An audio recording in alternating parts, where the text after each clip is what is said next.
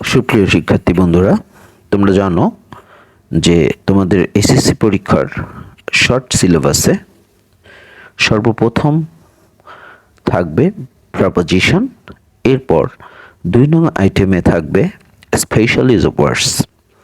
সাধারণত এখানে একটি বক্সের মধ্যে 10টি স্পেশাল ওয়ার্ডস দেওয়া থাকে। তোমার কাজ হলো নিচে এই থেকে যেই পর্যন্ত 10টি বাক্য প্রদত্ত থাকবে, সেই বাক্যের মধ্যে সঠিকভাবে সঠিক শব্দটি বসানো। এই আইটেমটি অত্যন্ত সহজ। যদি একটু বুঝতে পারো তাহলে এখানে খুব সহজে 5 এর মধ্যে 5 অর্থাৎ 5 আউট অফ 5 পাওয়ার একটা অনন্য সুযোগ রয়েছে।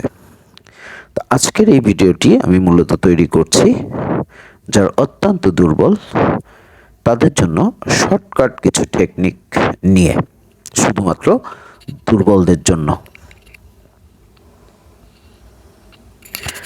আমাদের সিলেবাসে প্রথম যেই শব্দটি আছে, স্পেশাল ওয়ার্ডস আছে, তাদের মধ্যে থেকে প্রথমটি হচ্ছে ওয়াজ বর্ন। মূলত ওয়াজ বর্ন দিয়ে বোঝায় জন্মিয়েছিল, আর যদি নিজের বেলায় বলা হয় তাহলে জন্মিয়েছিলাম। সাধারণত শূন্যস্থানের পরে ইন প্লাস শাল অথবা স্থান থাকলে সেখানে নিশ্চিন্তে ওয়াজ বর্ন বসিয়ে দিতে পারো। যদি সাবজেক্ট প্লুরাল হয় সেক্ষেত্রে ওয়া বর্ন লেখা যাবে।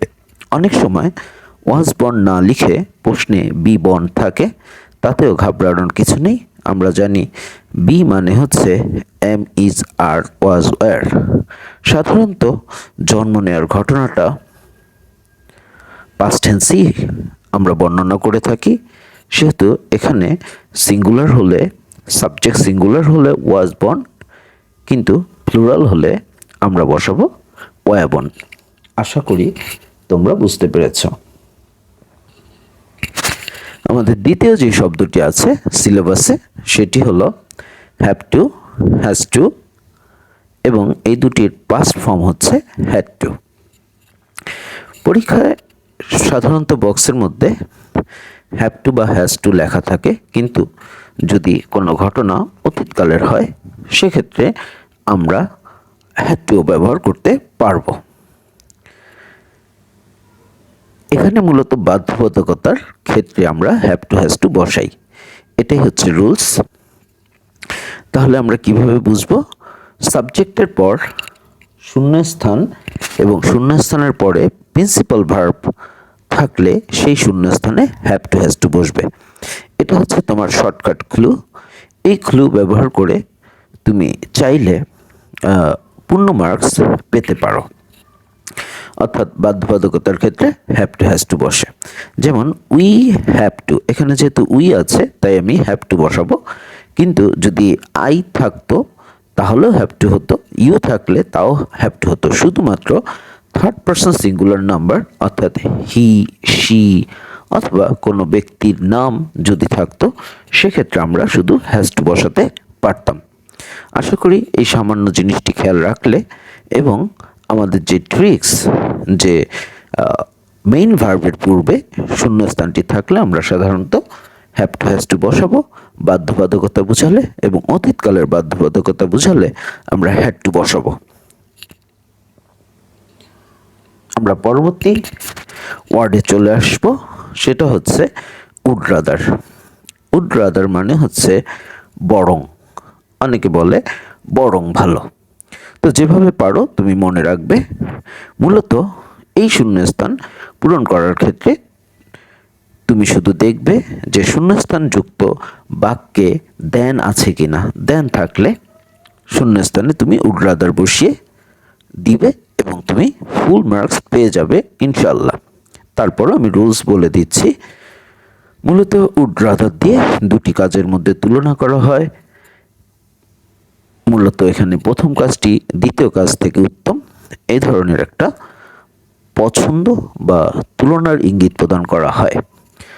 আর যখন এটা প্রদান করা হবে এ ধরনের ইঙ্গিত, অর্থাৎ একটি কাজ থেকে আরেকটি কাজ ভালো, তখন আমরা উড রাদার বসাবো। দেখো উদাহরণে I dash die than beg, আমি মরে যাব ভিক্ষা করার চাইতে, অর্থাৎ শূন্যস্থানে হবে would rather. I would rather die than beg. প্রিয় সন্তানরা, আশা করি তোমরা বুঝতে পেরেছ।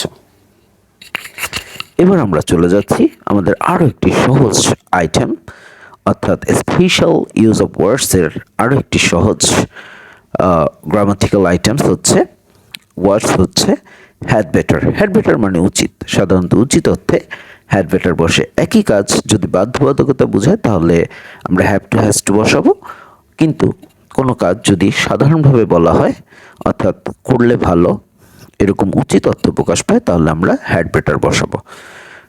নিয়ম হচ্ছে সাবজেক্টের পর শূন্যস্থান এবং শূন্যস্থানের পর প্রিন্সিপাল ভার্ব থাকে, অর্থাৎ ঠিক যেন হ্যাভ টু হ্যাজের মতোই, কিন্তু তোমার ধরে নিতে হবে, বুঝে নিতে হবে যে এই কাজটা বাধ্যবাধকতা আছে কি নাই। যদি থাকে তাহলে হ্যাভ টু হ্যাজ টু, আর না থাকলে আমরা হ্যাড বেটার বসাতে পারি। You would has go to college, আসলে নিজের ভালোর জন্যই স্কুল কলেজে যাওয়া উচিত। এখানে না গেলে বড় কোনো আইনি ঝামেলা নেই, এমন না যে সরকার তোমাকে ধরে নিয়ে যাবে, পুলিশ আসবে, এমন বাধ্যবাধকতা নেই। অতএব আমরা চাইলে এখানে হ্যাড বেটার বসাতে পারি। আশা করি তোমরা বুঝতে পেরেছ। আমাদের পরবর্তী শব্দ হচ্ছে লেট অ্যালোন। লেট অ্যালোন দিয়ে মূলত বোঝায় দূরের কথা, ভাবা যায় না, অসম্ভব। এ ধরনের বাক্যে দুটি কাজ থাকে। প্রথম কাজটি কঠিন তাই পারে না, এবং দ্বিতীয় যেই কাজটির কথা বলা হবে সেটি আরও বেশি কঠিন তাই অসম্ভব। আর শর্টকাট টেকনিক হচ্ছে আমরা শুধু দেখব যে প্রথম অংশে ক্যানট বা কান্ট আছে কিনা, যদি থাকে তাহলে আমরা শূন্যস্থানে লেট অ্যালোন বসিয়ে দিব। এটা দুর্বলদের জন্য এই বুদ্ধি, অর্থাৎ এ ধরনের বাক্যের প্রথম অংশ অবশ্যই নেগেটিভ ওয়ার্ড থাকবে, হয় ডোন্ট থাকবে, নয় কান্ট থাকবে, নয় ওন্ট থাকবে, অর্থাৎ ডু নট, ক্যানট এবং ওন্ট, উইল নট। ওন্ট মানে হচ্ছে উইল নট, তোমরা জানো নিশ্চয়ই। তাহলে আমরা লেট অ্যালোন বসাবো। চলো আমরা উদাহরণ দেখি। সীমা can't pass in the exam dash A plus. সীমা পরীক্ষায় পাশ করতে পারে না, তাহলে এ প্লাস তো দূরের কথা। আমরা জানি পাশ করার চাইতে এ প্লাস পাওয়া আরও বেশি কঠিন, তাই এখানে আমরা লেট অ্যালোন বসাবো। অর্থাৎ প্রথম কাজটি কঠিন তাই পারে না, কিন্তু দ্বিতীয় কাজটি আরও কঠিন তাই পারে না। তো আমরা শুধু মনে রাখবো যে প্রথম অংশে একটা নাবোধক ওয়ার্ড থাকবে, অর্থাৎ নাবোধক সাহায্যকারী ভার্ব থাকবে, বা মডেল অক্সি থাকতে পারে, অথবা ডু, ডাস অর্থাৎ টু ডু ভার্বও থাকতে পারে। আসো আমরা পরেরটায় চলে যাই। পরেরটা আরও মজার এবং আরও সহজ। যদি দেখো অ্যাসার্টিভ বাক্যের পরে অর্থাৎ subject plus verb plus object or extension, এই ধরনের বাক্যের সাথে যদি প্রশ্নবোধক চিহ্ন থাকে তাহলে চোখ বন্ধ করে হোয়াট ইফ বসিয়ে দিবে, কোনো নিয়মের দরকার নেই। তারপরও নিয়ম হচ্ছে হোয়াট ইফ দিয়ে মূলত যা হয়নি সে সম্পর্কে ইঙ্গিত করা হয়, অর্থাৎ এমন হলে কেমন হতো। সাধারণত হোয়াট ইফ দিয়ে সম্ভাবনা, প্রস্তাব এবং একই সাথে সংশয় বা উদ্বেগ প্রকাশ করা হয়। যেমন আমি যদি বলি যদি পরীক্ষায় ফেল করতাম তাহলে কেমন হতো, যদি আমি ফেল করিনি তারপরও একটা সংশয় প্রকাশ করলাম। অথবা এমন হতে পারে যে বললাম what if we have go outside, বাইরে ঘুরতে গেলে কেমন হয়।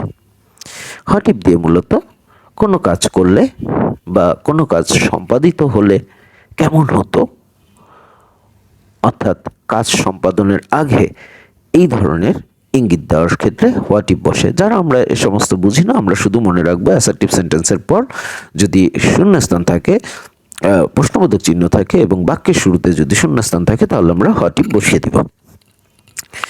এরপর আছে অ্যাজ সুন অ্যাজ, এটা মানে যেই মাত্র সেই মাত্র।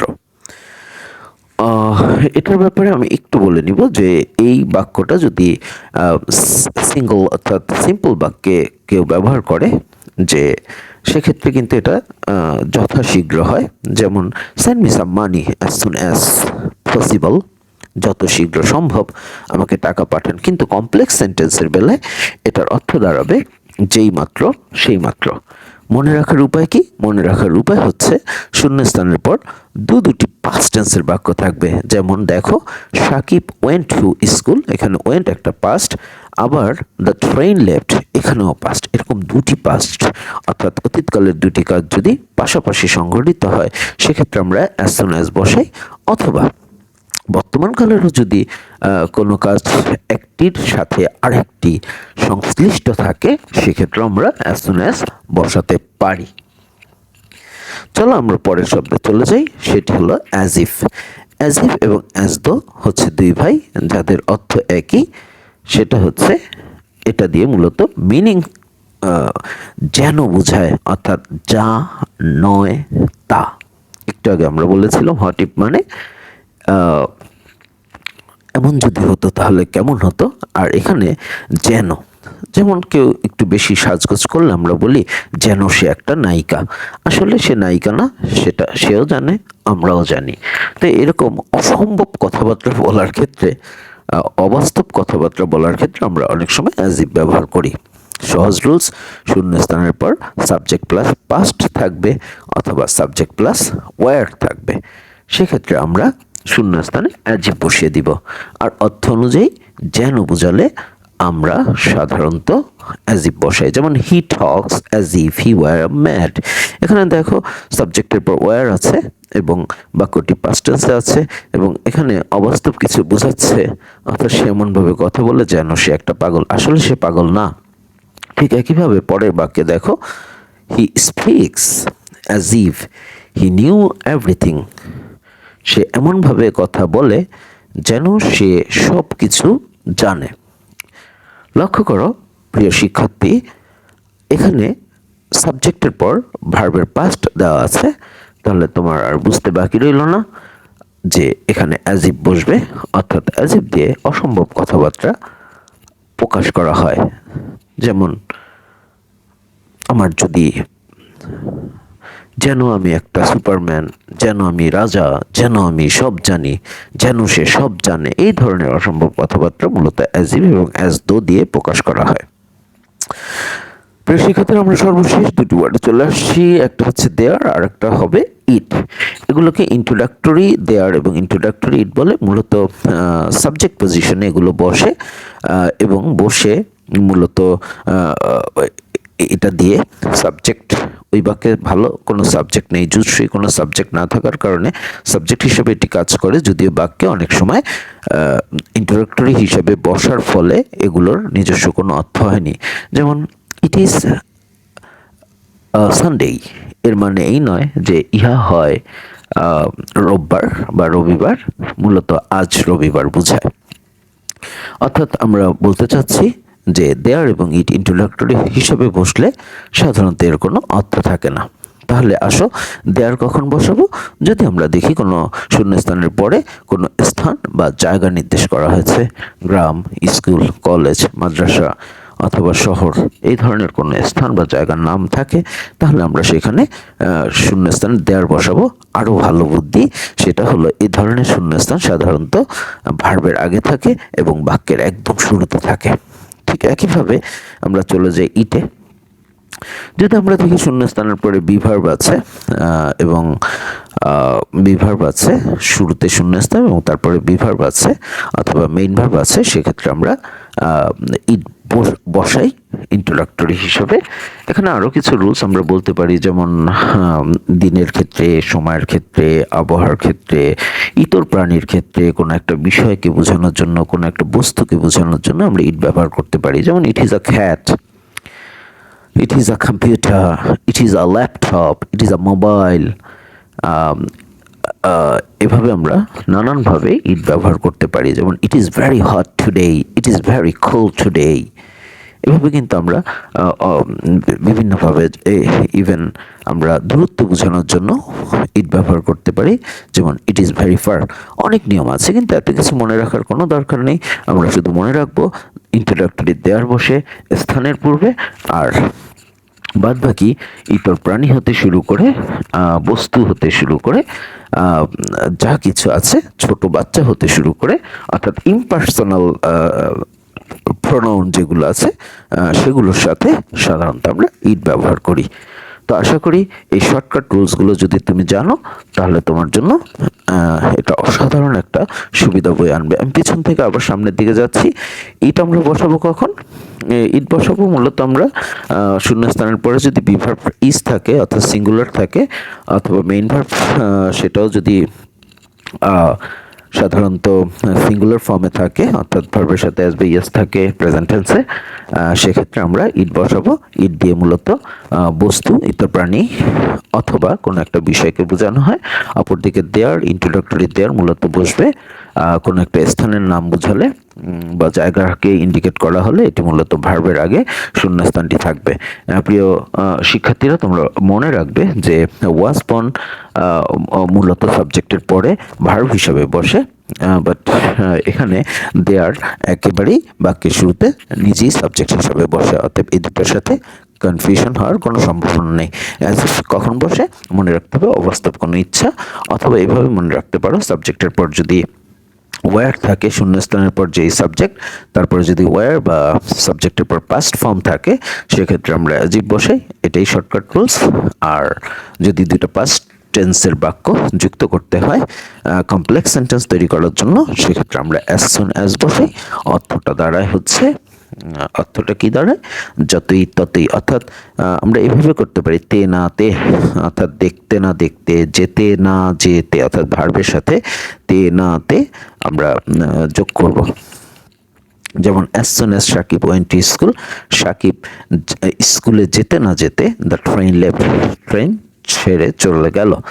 এবার আসো, আমরা হোয়াট ইফ বলেছিলাম। হোয়াট ইফ মানে হচ্ছে এমন হলে কেমন হতো, এরকম আশঙ্কা বোঝে, এবং অ্যাসার্টিভ সেন্টেন্সের শেষে প্রশ্নবোধক চিহ্ন এবং বাক্যের শুরুতে যদি শূন্যস্থান থাকে, তাহলে চোখ বন্ধ করে হোয়াট ইফ বসিয়ে দিবে। এছাড়া আছে লেট অ্যালোন। দুটি কাজ, দুটিই কঠিন। প্রথমটায় না বোধক একটাই কিছু মেনশন করা থাকবে, যেমন ডোন্ট, কান্ট অথবা ওন্ট, এবং দুটি কাজের কথা উল্লেখ থাকবে। একটি কাজ কঠিন, আরেকটি কাজ আরও কঠিন, তখন দুটার মাঝখানে তুমি লেট অ্যালোন বসিয়ে দিবে। সর্বশেষে দেখো এখানে আছে হ্যাড বেটার। হ্যাড বেটার বলে আমরা কি করব? হ্যাড বেটার বলে আমরা অতি সহজ কাজ করব, যে উচিত অর্থ প্রকাশ পেলে আমরা হ্যাড বেটার বসাবো। আর একই বাক্যে যদি আমরা দেখি যে এখানে বাধ্যবাধকতা বোঝাচ্ছে, তাহলে হ্যাভ টু হ্যাজ টু বসাবো। আর উড রাদার হলো দুটি কাজের মধ্যে যে কাজটি ভালো, সহজে বোঝার উপায় হলো টিএইচ এ অ্যান্ড দেন। দুটি কাজের মাঝখানে দেন থাকলে আমরা উড রাদার বসাই। এবং সর্বশেষ হচ্ছে ওয়াজ বর্ন, জন্মের সাথে সংশ্লিষ্ট। শূন্যস্থানের পর যদি ইন প্লাস কোনো স্থানের নাম, ইন প্লাস কোনো একটি সাল উল্লেখ থাকে, তাহলে সেক্ষেত্রে আমরা ওয়াজ বর্ন বসাবো। মনে রাখবে এই শর্টকাট রুলসগুলো দিয়ে যে কেউ ভালো করতে পারবে। তবে আমার টার্গেট হচ্ছে আমার প্রিয় দুর্বল শিক্ষার্থীরা যেন খুব সহজে এখানে 5 আউট অফ 5 পেয়ে দৃষ্টান্ত স্থাপন করতে পারে যে আমিও গ্রামারে কোনো একটা আইটেমে অন্তত 5-এর মধ্যে 5 পেতে পারি। এটা আমার জন্য কোনো বিষয় নয়। সবাইকে অসংখ্য ধন্যবাদ। আসসালামু আলাইকুম। সবাই ভালো থাকবে।